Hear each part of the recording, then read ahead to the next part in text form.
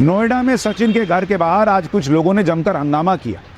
सचिन के घर पर ही सीमा रुकी हुई थी। लोगों का कहना है कि सीमा भारत के लिए खतरा है, उसे पाकिस्तान तुरंत वापस भेज देना चाहिए। पाकिस्तानी सीमा हैदर के कितने रूप। पाकिस्तान के कराची में रहने वाली आम महिला, पाकिस्तान से सऊदी अरब और नेपाल होते हुए भारत आने वाली शातिर महिला, भारत में अपने प्रेमी सचिन के घर में भारतीय रूप में एक मासूम महिला। कौन है सीमा? इनमें से सीमा, असली सीमा कौन है? सीमा की पहेली अब धीरे धीरे खुलने लगी।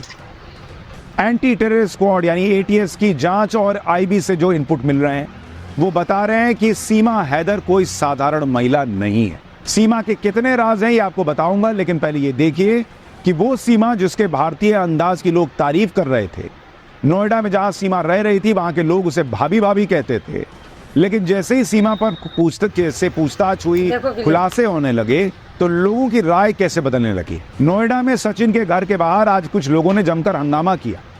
सचिन के घर पर ही सीमा रुकी हुई थी। लोगों का कहना है कि सीमा भारत के लिए खतरा है, उसे पाकिस्तान तुरंत वापस भेज देना चाहिए। सुनिए आज सचिन के घर के बाहर क्या हुआ।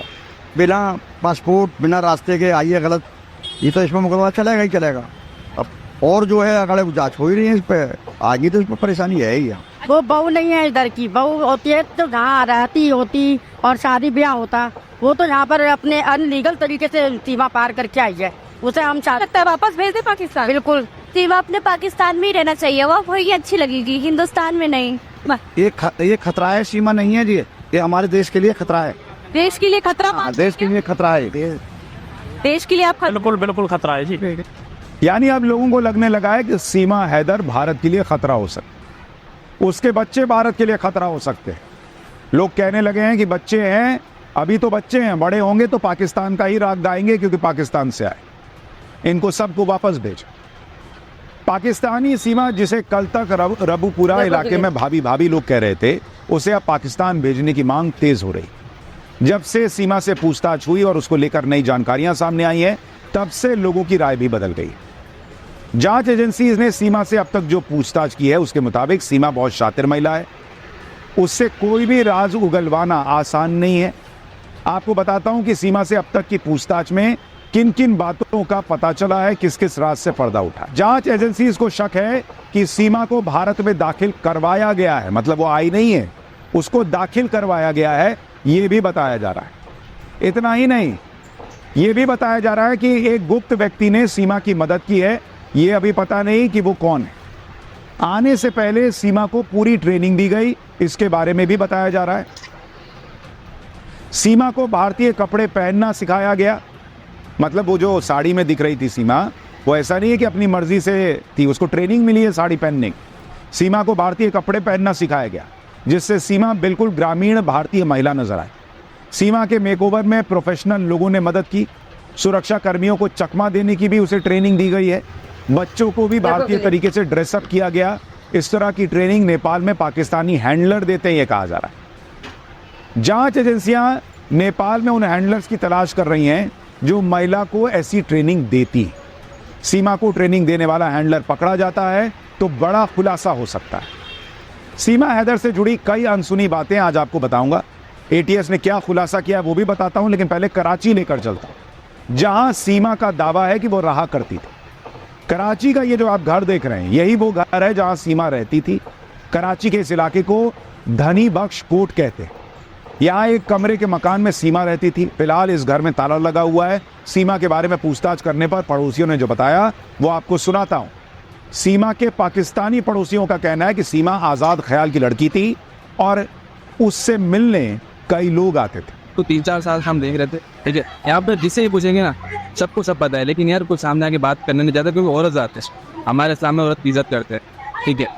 उनके घर में भी लोग आते जाते थे एनी टाइम, जब भी देखो। लेकिन ये क्या नाम है यार, अच्छा नहीं लगता कि यार किसी जगह हम पूछें कि यार आप क्या कर रहे हो, ठीक है। हम तो आए तो सामान थोड़ा पड़ा हुआ था, फिर वो कोई लड़का आया था, वो सामान ले गया था। हमने तो अभी तो पता नहीं चलाना एजेंट दिया क्या थी, लेकिन यहाँ पे जो पहले देना तो आती जाती थी, बहुत कर भिड़ती फिरती थी, हम इसको देखते रहती थी, लेकिन अंदर पता नहीं कि क्या कर रही क्या नहीं कर रही। यानी पाकिस्तान में भी लोगों को लग रहा है कि सीमा की कहानी में कुछ तो गड़बड़ है, और इसी की जांच भारत में केंद्रीय जांच एजेंसियों के साथ यूपी एटीएस भी कर रही। यूपी एटीएस की जांच में तो और भी चौंकाने वाली बातें निकल कर आई।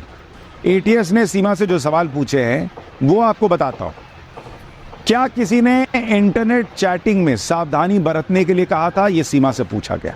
सीमा इतनी शुद्ध और साफ हिंदी कैसे बोल लेती है, उससे यह भी पूछा जा रहा है। सीमा को हिंदू रीति रिवाजों के बारे में कैसे पता चला? इन सवालों के जवाब में सीमा ने कोई साफ जवाब नहीं दिया। वो बातों को गोल गोल घुमाती रही, ये बताया जा रहा है। सीमा से पूछताछ में यह भी पता चला कि वो भारत में कहां से दाखिल हुई। यूपी पुलिस के मुताबिक 10 मई को सीमा हैदर अपने बच्चों के साथ पाकिस्तान से दुबई पहुंची। उसके बाद 11 मई को दुबई से काठमांडू चली गई। काठमांडू से सीमा ने बस पकड़ी और शाम तक नेपाल के पोखरा में आई। सीमा ने पोखरा में ही एक होटल में रात गुजारी। उसके बाद 12 मई को सुबह पोखरा से बस पकड़ती है और बस से ही उत्तर प्रदेश के सिद्धार्थनगर में रूपंदेही खुनवा बॉर्डर से भारत में दाखिल हो जाती है। फिलहाल सीमा हैदर की जांच चल रही है और कहा जा रहा है कि सीमा को गिरफ्तार भी किया जा सकता है। उत्तर प्रदेश के ADG law and order Prashant Kumar ने कहा है कि अभी कुछ कहना जल्दबाजी होगी। ये मामला 2 देशों से जुड़ा हुआ है। क्या पाकिस्तानी जासूस या संदिग्ध क्या लग रहा है? नहीं, अभी इतनी जल्दी ये मामला 2 राष्ट्रों के बीच जुड़ा हुआ है। इसमें जब तक पर्याप्त साक्ष्य नहीं मिल जाते कुछ भी करना उचित नहीं। किस बिंदु पर जांच हो रही है? नहीं, वो तो जब एक बार वो जेल जा चुकी है उसके बाद बेल पे है। अब उसके बाहर भेजने की जो विधिक प्रक्रिया है उस हिसाब से कार्रवाई चल रही है। जहाँ बाहर भेजा जाएगा सब वापिस दिया जाएगा। तो इसके लिए पहले से कानून तय है, उस हिसाब से कार्रवाई, कानून अपना काम। सीमा से पूछताछ के बाद यूपी पुलिस ने एक नोट भी जारी किया जिसमें सीमा और उसके पाकिस्तानी पति गुलाम हैदर के बारे में जानकारी। इसके मुताबिक सीमा को पाकिस्तान में किसी चीज की कमी नहीं थी। सीमा का पति गुलाम हैदर 2019 में काम के लिए सऊदी अरब गया था, यह बताया जाता है। यानी उसका पति जब 2019 में गया उसके बाद से उसने पत्नी को कोई कमी नहीं होने दी, सऊदी अरब में रहा और वहां से पैसे कमा कर भेजता रहा। गुलाम हैदर हर महीने सीमा को 70 से 80 हजार रुपए भेजता था।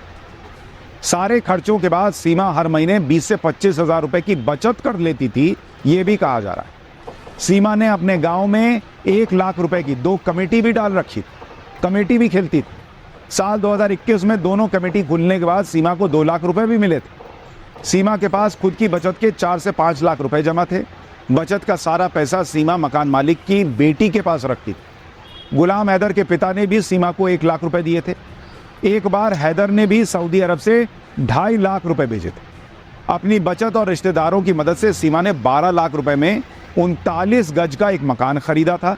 जनवरी 2022 में सीमा ने यही मकान 12 लाख रुपए में बेच दिया और कहती है कि इसी के पैसे से वो भारत आ गई सचिन से मिलने।